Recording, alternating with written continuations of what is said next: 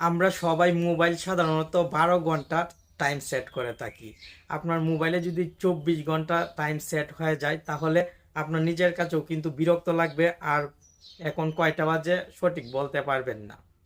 আজকের এই ভিডিওটি শেষ পর্যন্ত দেখে মোবাইলের এই 24 ঘন্টা সময়কে কিভাবে 12 ঘন্টায় রূপান্তরিত করবেন শিখে নিন।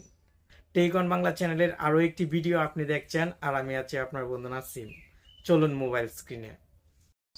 আমার মোবাইলের ঘড়ির টাইম 13টা 49 দেখাচ্ছে। আমি কিন্তু বুঝতে কষ্ট হচ্ছে এখন আমাদের স্থানীয় সময় কয়টা বাজে।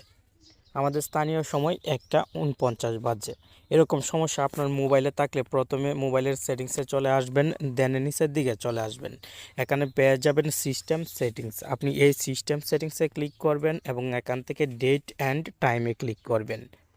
এভাবে এই সেটিংসটি খুঁজে পেতে সমস্যা হলে সেটিংসে চলে আসার পর উপরের দিকে সরাসরি চার্জ বক্সে ক্লিক করে দিবেন এবং এখানে টাইপ করবেন ডেট। টাইপ করার সঙ্গে সঙ্গে কিন্তু উপরের দিকে ডেট অ্যান্ড টাইম সেটিংসটি পেয়ে যাবেন। আপনি এখান থেকেও কিন্তু এই সেটিংসে চলে আসতে পারেন। উপরের দিকে লক্ষ্য করলে সেটিংসটি অন অবস্থায় দেখতে পাবেন। আপনি 24 আওয়ার ফরম্যাট এই সেটিংসটি অফ করে দিবেন।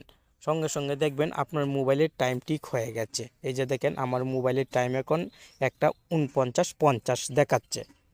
এভাবে কিন্তু খুব সহজেই আপনি আপনার মোবাইলের টাইম ফরম্যাট পরিবর্তন করতে পারবেন।